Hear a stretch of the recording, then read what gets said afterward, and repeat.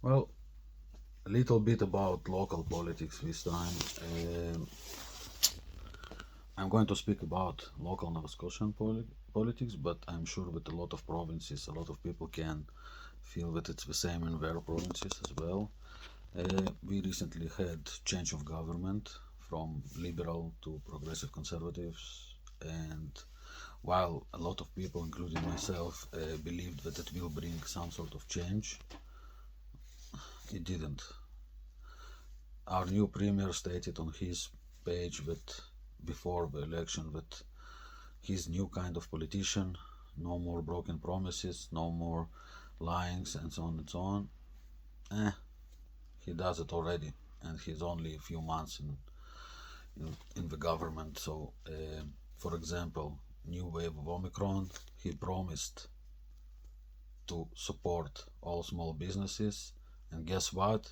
Not only he didn't, he can't be even reachable. Like you can't, like we sent emails and lots of them, and nothing happened. He's continue to give false statements to media when he's asked during briefings and so on and so on.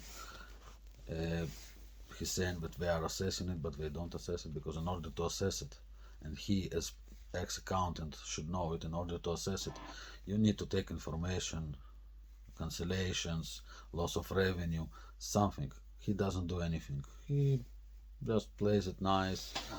We will, and they won't.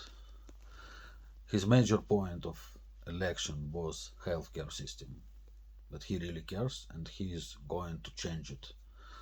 Well, a lot of people understood that it's too complicated to change it that fast, but we really hope that he may have some new ideas. Guess what? His biggest idea was to offer med personnel from out of province to come into Nova Scotia in order and to give them all kind of benefits to do it in order to increase med personnel in Nova Scotia. Come on. One, we have the highest taxes, so even if you will uh, give them benefits of tax credits on income tax, they will still have to pay more HST than other provinces, and so on and so on. Besides, what we used to have is really cheap housing. Today, we are far from it. Like, our housing is very expensive compared to 3 years ago, like, it's basically twice, and still going up and up and up. Did you really want to do the change? It's much easier. Well, by bringing people from out of province, it could be just a small patch, and even if it will work, it will be temporary and it won't help because then other provinces will offer the same people more money and they will go there because they don't have any roots in this province. They don't care about this province. They don't see it as their future. They just see the opportunity to make more money, which is also good, but it's not going to solve healthcare. Do you want to solve a healthcare system? Well, maybe you should grow more med personnel from within, meaning open more classes. For example, I know personally someone that is waiting already 2 years to get into simple LPN 2 years program to be LPN. She's on waiting list for 2 years and she still doesn't know if she will be even in this year.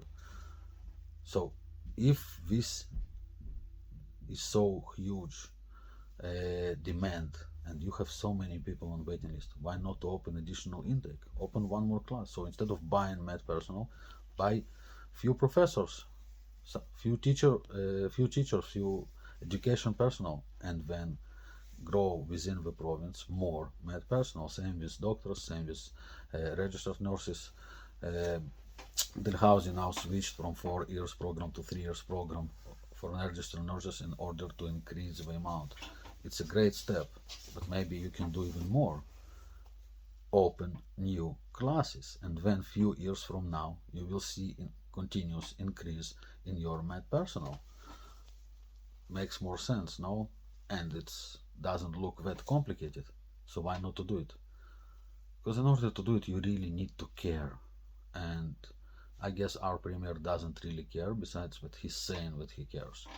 The only thing that he does care, it's basically to look good on the briefings, to look good on interviews, and so on and so on, to be populist, which he is.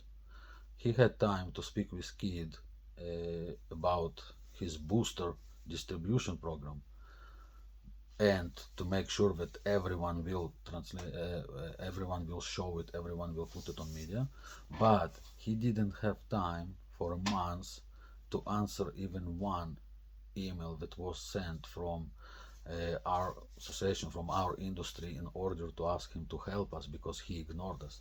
So it took him a month continuously ignoring us until he saw a lot of articles on media and he saw a lot of negative feedback. Then he said, okay, we will assess it. This is his answer to everything, basically. So do you really believe that he will fix healthcare problem? I don't, unless he will do what he's supposed to do, what government before him was supposed to do: grow more med personnel within the province, because they have roots in this province, they want to stay in this province. But even if you are like, I know people that are going out of country to study to be doctors because they can't get in here, because they don't have enough space for everyone here. But you know what, the funny thing that I heard on the radio, someone was speaking about his daughter that went to Boston. I'm not saying like some underdeveloped country or developing country. Boston. She finished her degree in Boston. Took her 1 year in Canada with all the paperwork to actually being recognized as a doctor and to be able to open her family practice. 1 year after finishing degree, after getting the certificate and diploma of MD from Boston. I mean, it's 2 hours flight. And she didn't buy this degree, she actually did study there. So why did it take whole year just to give her a permit to be a family doctor when you are missing so many family doctors in Canada? And why did she have to go to Boston? Because she couldn't get in here. So maybe again open more spots for local people to become doctors, registered nurse, and LPNs. And then you will see the change. Yeah, it will take 2, 3, 4 years, but at least you will see the progress. At least you will be able to say, yes, we used to have 30 LPNs every year and now we will have 60. This is how you make change, Mr. Houston.